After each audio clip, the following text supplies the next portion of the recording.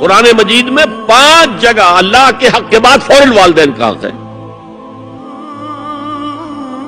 وَقَضَىٰ رَبُّكَ أَلَّا تَعْبُدُوا إِلَّا إِيَّاهُ وَبِالْوَالِدَيْنِ إِحْسَانًا. تیرے رب نے فیصلہ کر دیا ہے کہ اس کے سوا کسی کی بندگی نہیں کرو گے اور والدین کے ساتھ نیک سلوک کرو گے. اللہ کے حکم کے بعد، اللہ کے حق کے بعد والدین کا حق ہے. سورہ لقمان میں انشکر لی ولوالدیک، شکر ادا کرو میرا بھی اور اپنے والدین کا بھی. اور سورہ بنی اسرائیل میں تو کیا تفصیل آئی ہے.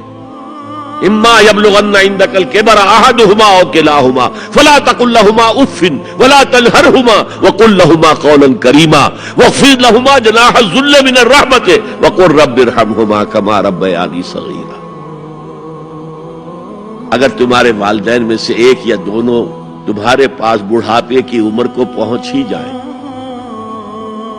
انہیں کبھی اف تک نہ کہنا، دل نہ توڑنا ان کا، چھاتی چوڑی کر کے بات نہ کرنا، ان سے کندھے جھکا کر بات کرنا، ادب سے گفتگو کرنا.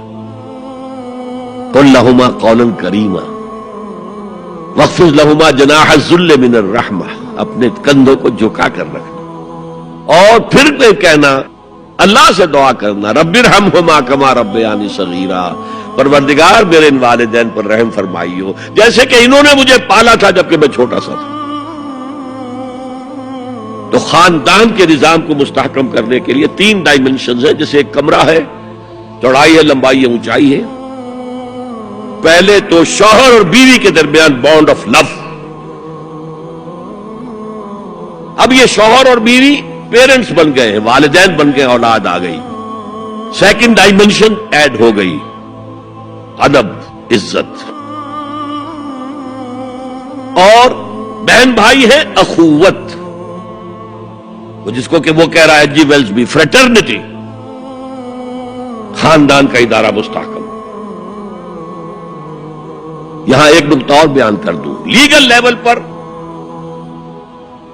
بیوی کے حقوق کم ہیں، شوہر کے زیادہ. الرجال قوامون علی النساء، سیدھی سیدھی بات ہے، اور ہمیں ڈٹ کر کہنا چاہیے. اس سے زیادہ معقول بات کوئی نہیں.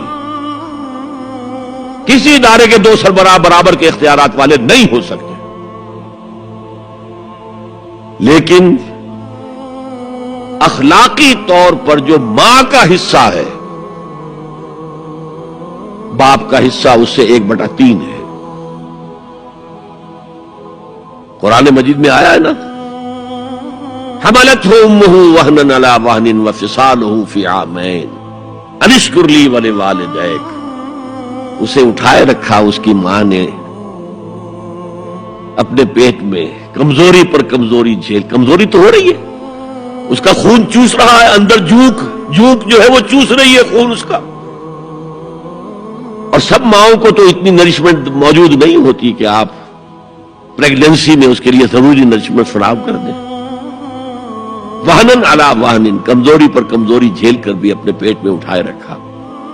وفصالہ فی عامین، اور پھر دودھ چھڑانا ہوا 2 سالوں میں. وہ جھوک جو ہے وہ پھر اس کی چھاتیوں سے چمٹ گئی.